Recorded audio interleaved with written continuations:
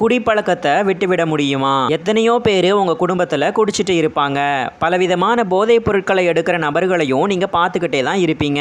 அவங்க எல்லாத்தையும் திருத்தி நல்ல வழிக்கு கொண்டு வரணும்னு நீங்க ஆசைப்படுறீங்களா?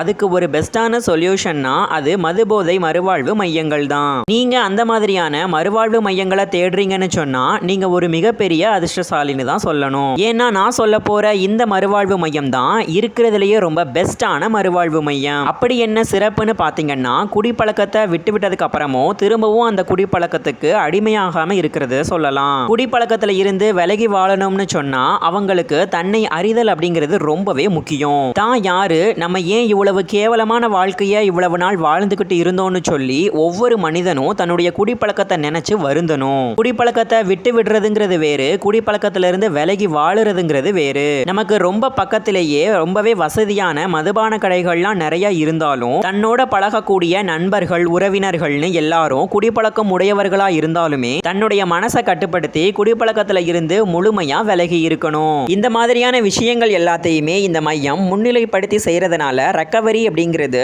90% இருந்து 95% வரைக்குமே கிடைக்குது. பொதுவா மறுவாழ்வு மையங்கள் பத்தி மக்கள் பயப்படுறதுக்கான காரணமே அங்க ரொம்பவே அடிப்பாங்க, ரொம்பவே ஹார்ஷா நடந்துப்பாங்க அப்படின்னு சொல்லுவாங்க.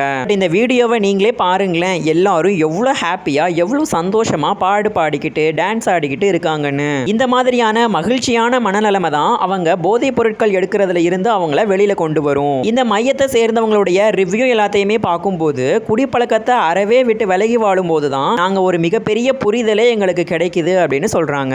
சோ இப்பவும் ஏன் லேட் பண்றீங்க? உங்க வீட்லயும் சரி, உங்க உறவினர்கள் உங்க நண்பர்கள்னு யாராவது போதைப் பொருட்கள்னால ரொம்பவே கஷ்டப்படுறாங்கன்னா அவங்களுக்கு இந்த வீடியோவை ஷேர் பண்ணுங்க. அவங்களுக்கும் இந்த மறுவாழ்வு மையம் பத்தின டீடைல்ஸ் எல்லாத்தையுமே சொல்லி அவங்களையும் இந்த மறுவாழ்வு மையத்துக்கு அழைச்சிட்டு வாங்க. அவங்க கம்ப்ளீட்டா ரெக்கவர் ஆகிறத நீங்க கண் கூட பார்க்க போறீங்க.